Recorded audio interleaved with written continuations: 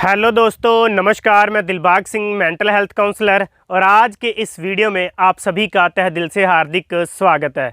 दोस्तों, आज के इस वीडियो में मैं बात करने वाला हूं आपके इन विचारों के बारे में। ये आपके विचार हैं और आप इन विचारों में उलझे हुए हैं। ये ओसीडी के विचार, रिलीजियस ओसीडी के विचार, कंटेमिनेट ओसीडी के विचार, ये डिप्रेशन के विचार, इन विचारों से होने वाली एंग्जाइटी, इन विचारों से छूटने वाला पसीना, घबराहट, चिंता, तनाव, स्ट्रेस, इन विचारों की वजह से। तो इन विचारों का इलाज आपने किस तरीके से करना है, आज इस लाइव डेमो से मैं आपको बताने वाला हूं कि इन विचारों की उलझन से आपने बाहर कैसे आना है, क्योंकि ये विचार आपके जीवन को बर्बाद कर रहे हैं। आप इन विचारों में ही उलझे हुए हैं। आपका सारा टाइम इन विचारों को ठीक करने में ही लगा रहता है, इन विचारों को ठीक करने में लगा रहता है।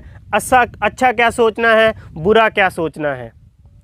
रिलीजियस ओसीडी, भगवान सजा देंगे, तो भगवान वाली गुत्थी बन गई। कोई बीमारी लग जाएगी, HIV हो जाएगा, रेबीज़ हो जाएगा, कुत्ता काट जाएगा, बिल्ली काट जाएगी, और पता नहीं किस तरह के डर इन विचारों में छुपे हुए हैं। मैं फेल हो जाऊंगा, अगर मेरे साथ कुछ हो गया तो क्या होगा। ये विचार आपके चलते रहते हैं। तो ये विचार हैं, ये गुत्थी है, ये गुत्थी है। और काउंसलर, साइकोलॉजिस्ट, थेरेपिस्ट और जो ट्रेनर्स होते हैं वो आपको किस तरीके से इन विचारों से बाहर आने में हेल्प करते हैं। तो आइए इसकी एक प्रैक्टिस कर लेते हैं। देखो, इस विचार को पहले हमने समझा और एक एक करके इस विचार से हम बाहर आ रहे हैं। इस विचार को पकड़ा और एक एक करके इस विचार से हम बाहर आ रहे हैं। एक एक करके इस विचार से हम बाहर आ रहे हैं। एक एक करके इस विचार से हम बाहर आ रहे हैं। और इस गुत्थी को, इस उलझन को बिल्कुल हमने ठीक कर लिया है, सुलझा लिया है। कर लिया है ना ठीक। इस तरीके से इन विचारों को ठीक करना है दोस्तों। इस गुत्थी को, इस उलझन को सुलझाना है।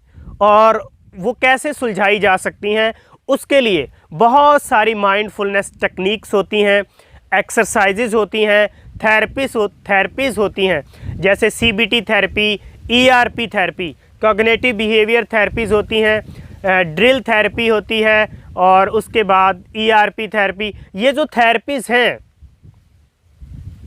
ये उलझन को तोड़ती हैं कि आपके विचार में एक्चुअल में चल क्या रहा है, उसके गलत बिलीव सिस्टम, उसकी धारणाएं, उस विचार ने क्या सीख लिया है, वो विचार कहाँ से आ रहा है। तो धीरे धीरे वो उलझन किस तरीके से हो जाती है, बिल्कुल इस तरीके से, बिल्कुल सीधी, स्पष्ट, बिल्कुल कंप्लीट, कोरी, कि कोई उलझन ही नहीं रह जाती। स्टेप बाय स्टेप आप उन विचारों को एजुकेशन देते हैं।